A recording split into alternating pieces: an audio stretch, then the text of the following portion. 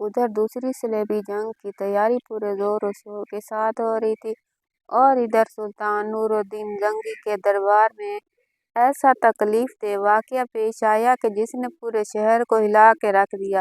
एक दिन सुल्तान का दरबार आरास्ता था कि 16-17 साल की एक हसीन और जमील लड़की मुहाफिज सिपाहियों के साथ चारों कतार रोती हुई दाखिल हुई और तख्त के करीब पहुंचकर फरियाद करने लगी, सुल्तान आदिल, मुझे इंसाफ चाहिए। लड़की के आंसू और दर्दनाक लहजे ने सुल्तान नूरुद्दीन जंगी को मुस्तरब कर दिया। ए कौम की बेटी, तेरे साथ क्या जुल्म हुआ है, बयान कर। सुल्तान आदिल, मैं जालिम का नाम लेते हुए डरती हूँ। अचानक लड़की के चेहरे पर खौफ के साए लरजने लगे थे।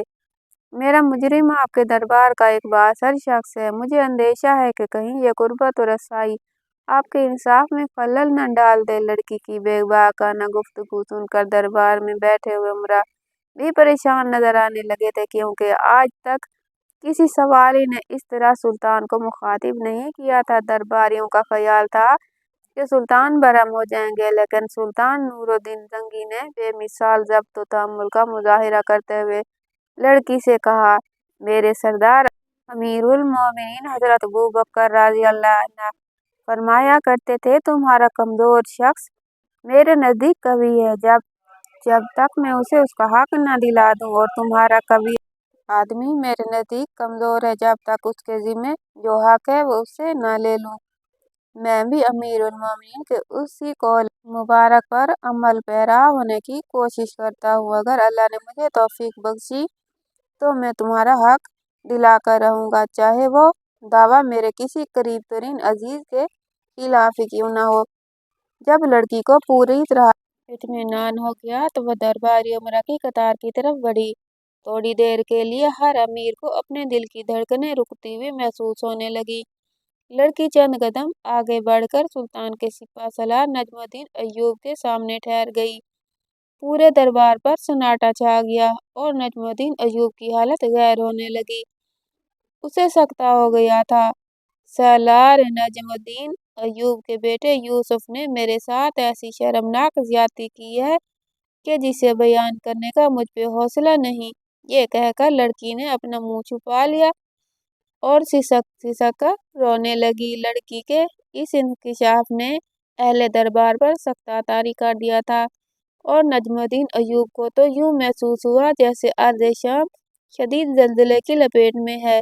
शहर की तमाम इमारतें और घर इस जल्जले से महफूज हैं, लेकिन उसका अपना वजूद हजारों मन मिट्टी के नीचे दफन हो चुका है। यह हाल असदुद्दीन शेरकोह का था।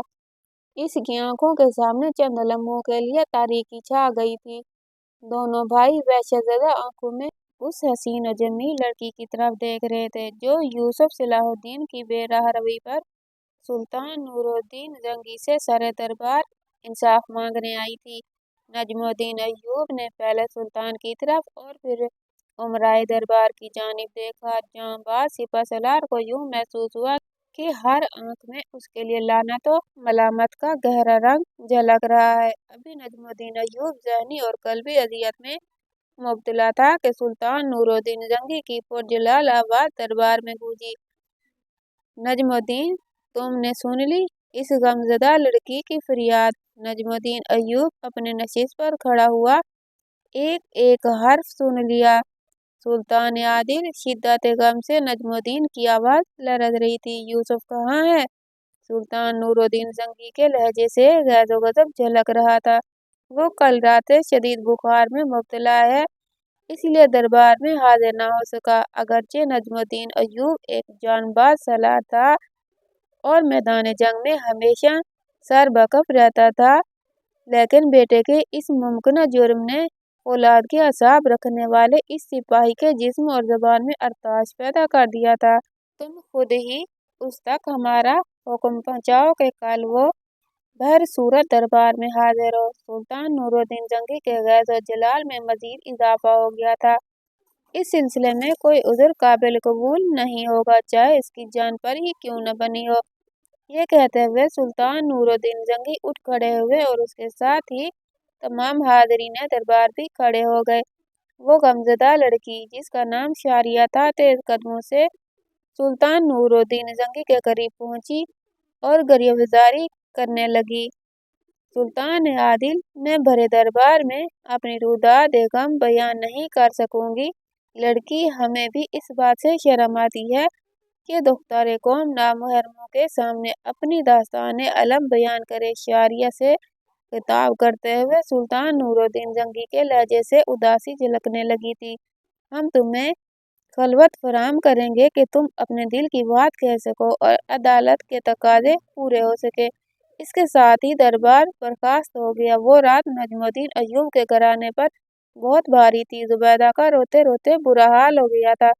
نجم الدین ایوب اور اسد الدین شیر کو بخار میں مبتلا یوسف پر برس رہے تھے۔ ہم نے اپنی عزت و آبرو اور جاہ و حشمت کی جس عمارت کو برسوں کی انتھک محنت کے بعد تعمیر کیا تھا، تم نے اسے ایک لمحے میں ڈھا دیا۔ بخار کی شدت سے یوسف صلاح الدین کا چہرہ تپ رہا تھا، پھر بھی اس نے قوت ارادی کو بروئے کار سنبھالنے کی کوشش کی اور ادب کے اسی روایتی لہجے میں باپ کو مخاطب کرتے ہوئے کہا: بابا محترم، میں بے قصور ہوں۔ میں نے ہر قدم پر اس بات کا خیال رکھا ہے کہ میری کسی لغزش سے باپ دادا کی عزت و توقیر میں کمی نہ آنے پائے۔ پھر اس لڑکی نے اپنی شرم و حیا کو بالائے طاق رکھ کر تجھ پہ یہ الزام تراشی کیوں کی؟ نجم الدین ایوب کے لہجے سے شدید غصہ جھلک رہا تھا۔ میں نہیں جانتا کہ اس عورت کو مجھ سے کیا شکایت ہے، یوسف صلاح الدین نے نہایت معصومانہ لہجے میں کہا۔ اگر تجھ پہ یہ جرم ثابت ہو گیا تو پھر ہمارے عہدے اور منصب کا کیا ہوگا؟ ہمیں بھی ذلت و ندامت کے ساتھ معزول کیا جا سکتا ہے۔ اسد الدین شیر کو کلیجہ سخت غضبناک تھا، اگرچہ وہ اپنے اس بھتیجے سے بے پناہ محبت کرتا تھا، لیکن اس سنگین صورتحال میں وہ بے ہراساں نظر آ رہا تھا۔ یوسف صلاح الدین نے اپنی فطرت کے مطابق انتہائی صبر و تحمل کا مظاہرہ کرتے ہوئے کہا: قوم محترم، ایک شخص کے گناہ کا بوجھ دوسرے کے کاندھے پر ہرگز نہیں ہوگا۔ یوسف نے قرآن کریم کی ایک آیت مقدسہ کا حوالہ پیش کیا: اگر میرا گناہ ہے تو اس کا بوجھ بھی خود ہی اٹھاؤں گا۔ نجم الدین اور اسد الدین شیر کو عجیب اذیت و کشمکش میں مبتلا تھے۔ جب وہ یوسف صلاح الدین کی استقامت دیکھتے تو انہیں یقین سا ہونے لگتا کہ ان کا بیٹا بے گناہ ہے، مگر جب انہیں اس غمزدہ لڑکی کی گریبزاری اور بے قراری یاد آتی تو یوسف صلاح الدین گنہگار نظر آنے لگتا۔ پھر سنگین و اذیت ناک لمحات تھے جن سے شامی افواج کا سپہ سالار اس کے اہل خانہ بری طرح متاثر تھے۔ دوسری طرف سلطان نور الدین زنگی نے اپنے محل کے ایک مخصوص کمرے میں قاضی ابن ارسطو اور اس لڑکی شاریہ کو طلب کر لیا تھا جو یوسف صلاح الدین کے خلاف مدعی تھی۔ لڑکی، اس وقت تم دربار شام میں نہیں، ایک ایسے خفیہ کمرے میں ہو جہاں میرے اور قاضی صاحب کے سوا کوئی تیسرا موجود نہیں۔ سلطان نور الدین زنگی نے نہایت نرم لہجے میں شاریہ کو مخاطب کرتے ہوئے کہا: اب تم بے جھجک ہو کر اپنی روداد غم پوری تفصیل کے ساتھ بیان کر سکتی ہو۔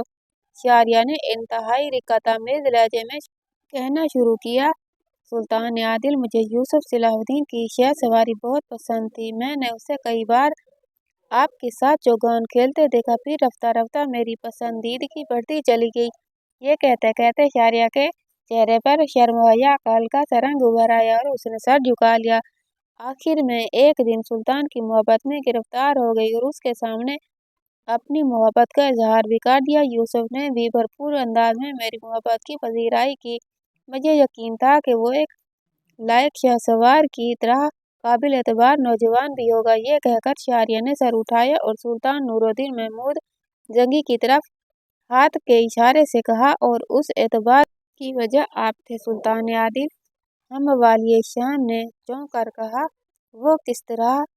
اس بات کی وضاحت کرو لڑکی۔ اس لیے یوسف صلاح الدین آپ کا مصاحب خاص ہے۔ شاریہ کی آنکھوں سے آنسو جاری تھے، مگر اس کے لہجے سے بہت زیادہ اعتماد جھلک رہا تھا۔ شاریہ نے ایک لفظ پر زور دیتے ہوئے کہا: اور سلطان عادل، ایک بے اعتبار شخص کو اپنے مصاحب خاص نہیں بتا سکتے۔ شاریہ کے لہجے میں اس قدر بے ساختگی تھی کہ سلطان نور الدین زنگی بھی اس کی بات سے متاثر ہوئے بغیر نہ رہ سکے۔ لڑکی، اس حسن زن کے لیے ہم تیرے شکر گزار ہیں۔ قاضی ابن ارسطو بار بار اپنی کرسی پر پہلو بدل رہے تھے۔ वो इस वाक़े का अंजाम जानने के लिए मुस्तैद थे, क्योंकि मामला इनके शागिर्द खास यूसुफ सलाहुद्दीन का था। मगर यह हवाला भी गैर मुतबर ठहरा। यकायक शारिया के बहते हुए आंसू में तेजी आ गई थी। यूसुफ ने मुझे धोखा दिया, कुछ दिन शादी करने के फ़रेब में मुब्तला रखा और फिर एक रोज़ ठुकरा दिया। अपने तमाम वादों से मुनहरिफ हो गया। वो हो सकता है कि तुम्हारे और यूसुफ के ख्यालात में हम आंगी ना हो। काजी इब्ने उर्सून ने शारिया को मुखातिब करते हुए कहा, इस सूरत में औरत और मर्द का अलग हो जाना ही मुनासिब है, ताकि शादी के बाद अज़दवाजी जिंदगी एक अजाब न बन जाए। शारिया दारोकतार रोने लगी। मुझे यूसुफ की बेवफाई का गिला नहीं, मगर उसने मेरे साथ जो नारवा सलूक किया उसका इजाला कौन करेगा। उसने मेरी शदीद मोहब्बत और सादगी से यहाँ तक फायदा उठाया कि मुझे गुनाहगार बना डाला और मेरे चेहरे पर कभी न मिटने वाली स्याही मल दी। सुल्तान नूरुद्दीन जंगी ने इस इंकशाफ पर किसी खास रद्द-ए-अमल का इजहार नहीं किया, क्योंकि वो पहले ही लड़की की रुदाद गम हाज़रीन दरबार के सामने सुन चुके थे। मगर काजी इब्ने उर्सून के लिए ये बात नाकाबिल यकीन थी, इसलिए वो जोश इज़्तिराब में खड़े हो गए और शारिया को मुखातिब करके कहने लगे, यूसुफ ऐसा नहीं कर सकता। मैं उसे खूब जानता हूँ। वो एक साहिब किरदार नौजवान है, इंतहाई पाक-बाज़ और संजीदा। मैं उससे किसी ऐसे शर्मनाक फेल की तवक्को नहीं रखता। काजी इब्ने उर्सून का बयान सुनकर सुल्तान नूरुद्दीन जंगी ने मदाखलत की, काजी साहब, आपका तर्ज-ए-अमल इंसाफ के तकाज़ों की नफ़ी कर रहा है। आप इस वक्त अपने जज्बात की गिरफ्त में हैं, इसलिए कि यूसुफ सलाहुद्दीन आपका शागिर्द है। सुल्तान आदिल, मैं अपने इस इज़्तिरारी अमल पर नादिम हूँ। बेशक मैं यूसुफ के मामले में बहुत ज़्यादा जज्बाती हो गया था।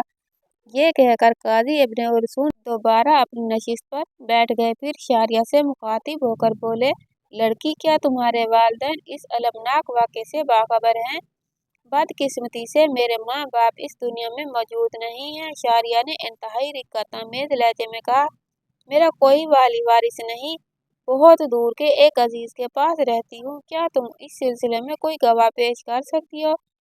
काजी इब्ने उर्सून ने शारिया से सवाल किया, गरीबों का कौन गवाह होता है? शारिया रोते रोते कहा, बस अल्लाह ही मेरी मोहब्बत का गवाह है। इत्मीनान रखो लड़की, तुम्हारे साथ पूरा इंसाफ होगा। इस वाक़े की मुकम्मल तफसीलात सुनने के बाद सुल्तान नूरुद्दीन जंगी ने इंतहाई पुरजलाल लहजे में कहा, अदालत के फैसले में कोई रिश्ता और कोई मनसब खलल अंदाज नहीं हो सकता, चाहे मुजरिम नूरुद्दीन जंगी का मसाहिब खास हो या काजी इब्ने उर्सून का शागिर्द खास हो। सुल्तान आदिल, मुझे अमान दी जाए। यकायक शारिया के चेहरे पर गहरे खौफ के साहिल रचने लगे। मैं एक बेसहारा लड़की हूँ और बहुत ताकतवर लोग हैं, मुझे अपनी जान का खतरा है। सुल्तान नूरुद्दीन जंगी उसी वक्त फरमान जारी किया कि जब तक शारिया के मुकदमे का फैसला नहीं हो जाता, वो उस वक्त तक महल की कनीज़ों में शामिल रहेगी। वो रात नजमुद्दीन अय्यूब और उसके अहल खाना पर गिरा नहीं थी, बल्कि काजी इब्ने उर्सून भी शदीद अजियत व कर्ब में मुब्तला थे। उन्हें इस बात का कलक था कि उनके शागिर्द खास के नाम से एक शर्मनाक वाक़या मंसूब कर दिया गया था। अगर वो सच साबित हो गया तो मेरी सारी तालीम और तरबियत रायगान जाएगी। इस ख्याल के आते ही काजी इब्ने उर्सून घबराकर उठ बैठे और उन्होंने मालिक हकीकत के सामने दस्ते सवाल दराज कर दिया, ए तमाम जहानों के पालने वाले, मेरे यूसुफ की दस्तगीरी कर, इसकी मुश्किल कुशाई फरमा और मुझ नाचीज़ को अहले शहर के सामने शर्मिंदा होने से बचा ले।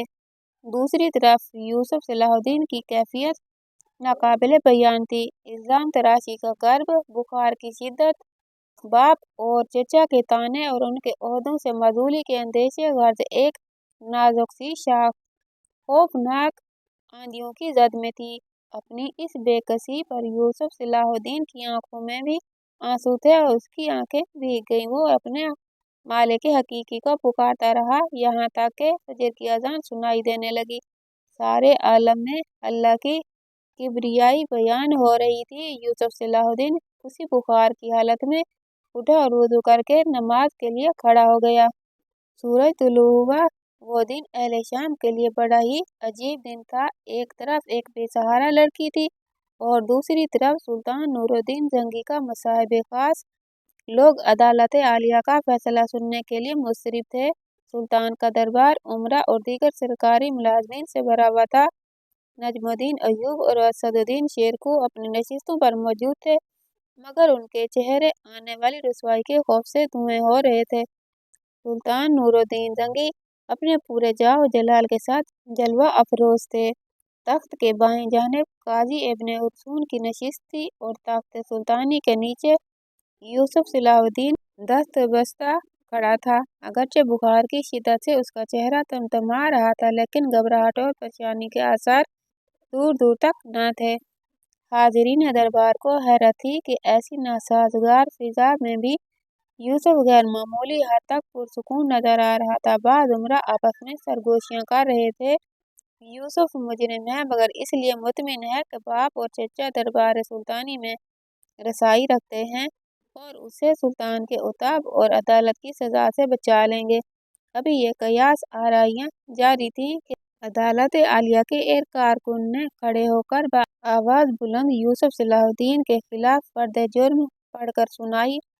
फिर काजी इब्न उर्सून अपने शागिर्द से मुखातिब हुए, यूसुफ, तुम इस सिलसिले में अपनी सफाई पेश करने का पूरा अख्तियार रखते हो। उस्ताद मोहतरम, जब मैं मुद्दइया से वाकिफ ही नहीं तो फिर मुझसे ये गुनाह किस तरह सरजद हो सकता है। बुखार की शिद्दत के सबब यूसुफ के जिस्म में भी हल्की सी लर्जिश थी और ज़बान में भी। हाज़रीन दरबार की अक्सरियत ने यूसुफ की ये कैफियत देखकर अंदाज़ा कर लिया कि वो बेकसूर नहीं और उससे जुर्म सरजद हो चुका है। सुल्तान नूरुद्दीन जंगी ने यूसुफ सलाहुद्दीन की इस कैफियत को सरसरी अंदाज में देखा और फिर तख्त के बाईं जानिब खड़े दरबारी मुहाफिज को मुखातिब करते हुए कहा, मुद्दइया को अदालत के रूबरू पेश किया जाए। थोड़ी ही देर में दो मुहाफिज सिपाही शारिया को लिए दरबार में दाखिल हुए। शारिया उस वक्त एक सफ़ेद चादर इस तरह लपेटी हुई थी कि हाज़रीन दरबार को सिर्फ उसकी आंखें नजर आ रही थी। शारिया आहिस्ता आहिस्ता चलती हुई तख्त के करीब आई और सर झुकाकर खड़ी हो गई।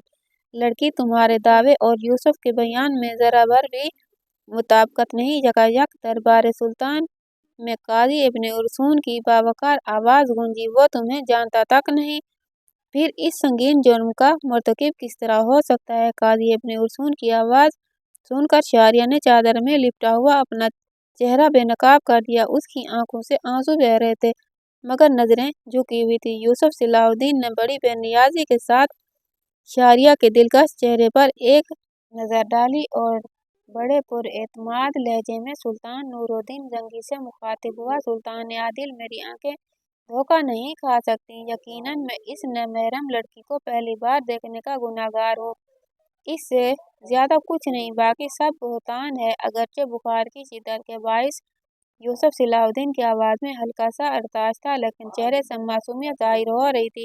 दरबार पर सन्नाटा तारी था। यूसुफ सलाहुद्दीन के बयान ने उन उमरा को भी हैरत ज़दा कर दिया था जो कुछ देर पहले सरगोशियों में नजमुद्दीन के बेटे के जुर्म पर कयास आराइयां कर रहे थे। फिर उस मुकदमे का फैसला किस तरह होगा जबकि मुद्दइया इसरार कर रही है और मुद्दा अलैह मुसलसल इनकार। काजी इब्न उर्सून ने सुल्तान नूरुद्दीन जंगी को मुखातिब करते हुए कहा, अभी सुल्तान आदिल काजी साहब के सवाल का जवाब देने भी ना पाए थे कि यूसुफ सलाहुद्दीन दरमियान में बोल उठा, सुल्तान आदिल, हम अहले ईमान है। जब अहले दुनिया किसी नतीजे पर नहीं पहुंच पाते तो हमें अपने अल्लाह की तरफ रुजू करना पड़ता है।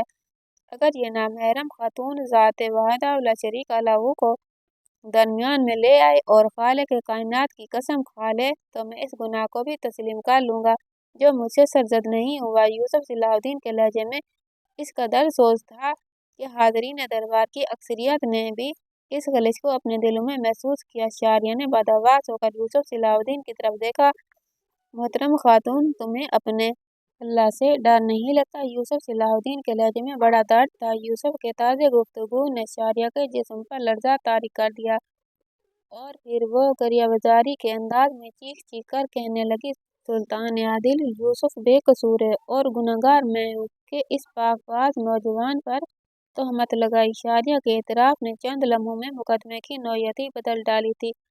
नजमुद्दीन अय्यूब और असदुद्दीन शेरकुह के होंठों की मुस्कुराहटें वापस लौट आई थी और उनके चेहरों से طویل اذیت و کرب کا غبار دھل گیا تھا۔ باقی امراء بھی مطمئن نظر آنے لگے تھے۔ بس ایک امیر ابن مرقوم تھا جس کے چہرے پر گہری سیاہی پھیل گئی تھی۔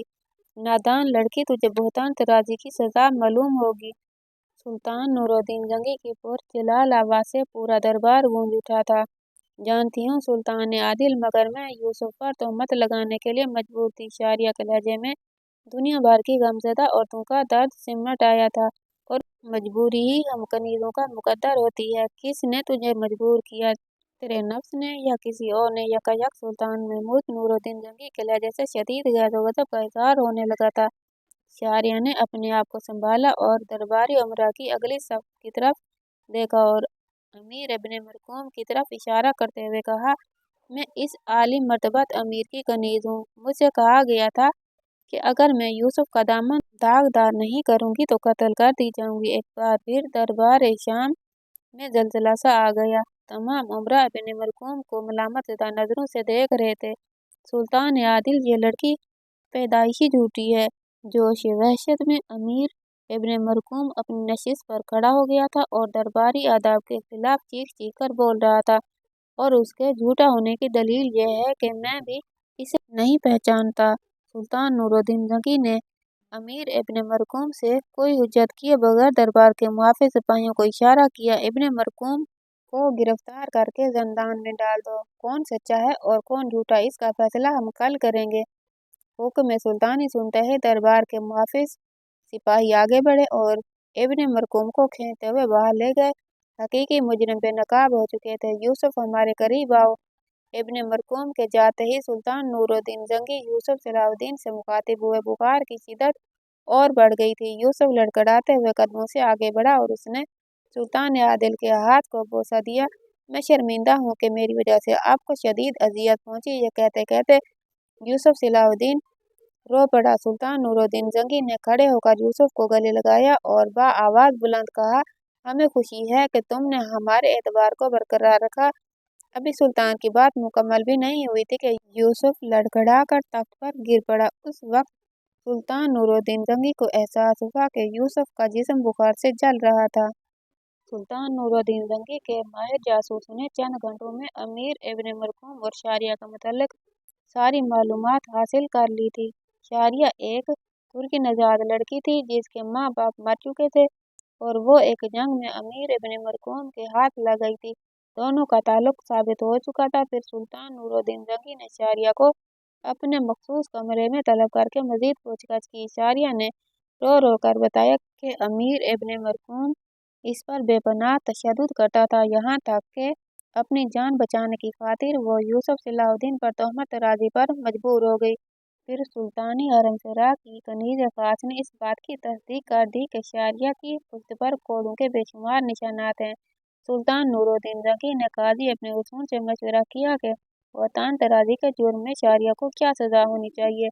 قاضی ابن عثمان نے قرآن حکیم کی ایک آیت مقدسہ کا حوالہ دیتے ہوئے کہا، باری تعالیٰ کا ارشاد ہے، اگر کوئی شخص بھوک سے مر رہا ہے تو وہ حالت اضطرار میں مردار بھی کھا سکتا ہے۔ اسی طرح اس کنیز کو بھی اپنی ہلاکت کا اندیشہ تھا، اس باعث وہ جھوٹ بولنے پر مجبور ہو گئی۔ پھر دوسرے دن سلطان نور الدین جنگی کے حکم پر شام کے طویل و عریض میدان میں ہزاروں انسان جمع ہو گئے، اور یہ حکم اس لیے جاری کیا گیا تھا کہ اہل ایمان اپنی آنکھوں سے ایک بہتان طرازی کو دی جانے والی سزا کا منظر دیکھ سکیں۔ پھر امیر ابن مرقوم کو اس طرح میدان میں لایا گیا کہ بھاری زنجیروں کے بوجھ سے اس کے قدم لڑکھڑا رہے تھے۔ بار ندامت سے سر جھکا ہوا تھا اور ذلت و رسوائی کے احساس سے سرخ و سفید چہرہ مسخ ہو گیا تھا۔ پھر شرعی حکم کے مطابق امیر ابن مرقوم کے 80 کوڑے لگائے گئے، یہاں تک کہ وہ لہولہان ہو کر زمین پر گر پڑا۔ اس عبرتناک منظر کو دیکھ کر شام کے باشندوں کو یقین آ گیا کہ کوئی مجرم سلطان عادل کی دسترس سے دور نہیں، خواہ وہ کوئی بااثر امیر ہی کیوں نہ ہو۔ جب امیر ابن مرقوم زخموں کی سوزش سے کراہ رہا تھا تو سلطان نور الدین جنگی اس کے قریب پہنچے اور انتہائی غضبناک لہجے میں کہنے لگے، یہ شریعت کی سزا تھی جو مکمل ہو گئی، مگر ابھی تیری دوسری سزا باقی ہے۔ پھر جب امیر ابن مرقوم کے زخم بھر گئے تو اسے ایک گدھے پر سوار کر کے پورے شہر میں گھمایا گیا۔ सुल्तान नूरुद्दीन महमूद जंगी के हर कार्य साथ साथ है। जब ये इबरतनाक मंजर देखने के लिए लोगों की भीड़ जमा हो जाती तो सुल्तानी नकीब अहले शहर को मुखातिब करते हुए आवाज बुलंद कहते, इस शख्स की सजा है जिसने अपने फर्ज मनसबी से कोताही बरती और सुल्तान आदिल के एतमाद को ठेस पहुंचाई। इसके बाद सुल्तान नूरुद्दीन जंगी ने अमीर इब्ने मरकूम की सारी जागीरें जब्त कर लीं और उसे अमारत के ओहदे से माजूल कर दिया। अब वो शाम का एक गरीब और लानतज़दा शख्स था। सुल्तान नूरुद्दीन जंगी ने अमीर इब्ने मरकूम की ज़ब्तशुदा जागीरें यूसुफ सलाहुद्दीन को देना चाहिए, मगर उसने आला ज़र्फ़ी का मुज़ाहरा करते हुए उन जागीरों को कबूल करने से इनकार कर दिया। मैं हमेशा सुल्तान आदिल का ममनून रहूँगा कि आप ही के अल्तफ़ात ख़ास के बाइस मुझे पहचाना गया और ये इज़्ज़त और तौक़ीर हासिल हुई। यूसुफ सलाहुद्दीन के लहजे से एहतराम भी झलक रहा था और वक़ार भी। अगर सुल्तान आदिल मुझे मजबूर करेंगे तो मैं ज़ाहिरी तौर पर इस इनाम को कबूल कर लूँगा, लेकिन ज़िंदगी भर मेरा दिल एक अजीब इज़्तिराब और ख़लिश का शिकार रहेगा। सुल्तान नूरुद्दीन जंगी ने किसी कदर हैरत से यूसुफ सलाहुद्दीन की तरफ देखा और इंतहाई नर्म लहजे में कहा, अपनी बात की वज़ाहत करो। सुल्तान आदिल मुझे ये एहसास चैन से नहीं बैठने देगा जैसे मैं गासिब हूँ। यूसुफ सलाहुद्दीन ने मुदिब लहजे में अपनी बात की वज़ाहत करते हुए कहा, मैंने अमीर इब्ने मरकूम की जागीरों पर कब्जा कर लिया है। तुम गासिब तो इस वक्त कहलाओगे जब उसमें तुम्हारी ज़ाती कोशिशों को दखल होता। यूसुफ का जवाब सुनकर सुल्तान महमूद नूरुद्दीन जंगी के होंठों पर हल्का सा तबस्सुम उभर आया। अगर गासिब नहीं तो फिर खुद को एक सूदखोर समझूंगा। यूसुफ सलाहुद्दीन ने नए अंदाज से अपने इनकार की तवज्जो पेश करते हुए कहा, इन जागीरों के हसूल में मेरी किसी ज़ाती कोशिश या कारकर्दगी को दखल नहीं। मेरे लिए यही एजाज़ काफ़ी है कि सुल्तान आदिल ने मुझे हम कलामी का शर्फ बख्शा। यूसुफ सलाहुद्दीन का जवाब सुनकर सुल्तान नूरुद्दीन जंगी के चेहरे पर गहरी मसरत का रंग उभर आया। फिर हाज़रीन दरबार से मुखातिब होकर बोले, यूसुफ के कदकाल गौर से देख लो, अहले वफा के चेहरे ऐसे होते हैं। सुल्तान नूरुद्दीन जंगी के इन अल्फाज से यूसुफ और उसके खानदान का मर्तबा कुछ और बुलंद हो गया, मगर इसके साथ ही कुछ दूसरे उमरा के दिल भी हसद के जज्बात करवटें लेने लगे। पास जहां दीदा और कयास शनास अमीरों को अंदाजा हो गया था कि सुल्तान का मुसाहिब खास होना उस नौजवान की हकीकी मंजिल नहीं बल्कि उसका मकाम कुछ और ही है। तुर्की नजाद कनीज शारिया को भी यूसुफ सलाहुद्दीन ने दिल की गहराइयों से माफ कर दिया था और सुल्तान नूरुद्दीन जंगी से सिफारिश करके सुल्तानी हरम सिराज के कनीजों में शामिल कर दिया गया था। शारिया को पहले ही यूसुफ सलाहुद्दीन से मोहब्बत थी, मगर जब उसने एक नौजवान की आला ज़र्फ़ी का ये अजीम शान मुज़ाहरा देखा तो वह दरफ्ता हो गई और एक दिन शदीद एज़राब की हालत में यूसुफ के घर पहुंची और अहले खाना के सामने रो रो कर यूसुफ से माफ़ी मांगने लगी। नजमुद्दीन अय्यूब और ज़ुबैदा ने भी एक बेसहारा लड़की से हमदर्दी का इजहार किया। फिर शारिया ने नजमुद्दीन अय्यूब से आजाना दरख्वास्त करते हुए कहा, मुझे सिर्फ इतनी इजाज़त दे दें कि मैं कभी कभी आपके घर आ जाया करूं। मुझे आप बुजुर्गों की शक्ल में अपने माँ बाप नजर आते हैं। नजमुद्दीन अय्यूब और ज़ुबैदा ने खुशी से उसे इजाज़त दे दी। शारिया के पास यूसुफ का देखने का यही एक बहाना था। शारिया को जब भी फुर्सत मिलती वो नजमुद्दीन अय्यूब के यहाँ पहुँच जाती। फिर एक दिन उसे यूसुफ तन्हाई में मिल गया। ये वो साहतें थी जब शारिया ने यूसुफ सलाहुद्दीन के सामने खुलकर अपनी मोहब्बत का इजहार कर दिया। यूसुफ तुम एक सिपा सलार के बेटे हो और सुल्तान आदिल के मसाहिब खास हो। शारिया के लहजे में सोज इश्क और दिल का दर्द शामिल था। मैं एक अदना कनीज सही मगर तुमसे बेपनाह मोहब्बत करती हूँ, ऐसी मोहब्बत के तुम्हारी वालदा के बाद शायद ही दुनिया की कोई औरत इसका दावा कर सके। यूसुफ सलाहुद्दीन खामोशी से शारिया के बेहद जज्बाती गुफ्तगू सुन रहा था। मैं अपनी मोहब्बत का जवाब मोहब्बत से नहीं चाहती। यकायक उसकी आंखों से नमी झलकने लगी। बस तुम मुझसे एक वादा कर लो, सिर्फ ज़बानी वादा। क्या सा वादा? यूसुफ सलाहुद्दीन ने चौंक कर कहा, यही कि तुम मुझे याद रखोगे मगर बुरे नाम से नहीं। शारिया रोते हुए इल्तिजा कर रही थी, मैंने उस वाक़े को यकसर फरामोश कर दिया। शारिया, यूसुफ सलाहुद्दीन ने इंतहाई नर्म और शीरीं लहजे में कहा ताकि उस लड़की के दिल से जुर्म का एहसास मिट जाए। ये तुम्हारी अजमत है यूसुफ कि तुमने उस वाक़े को भुला दिया, मगर वादा करो तुम मुझे फरामोश नहीं करोगे। शारिया के दिल की गहराइयों में छुपे हर्फ़े आरज़ू उसके दिल का होंठों पर आकर मचल गया था।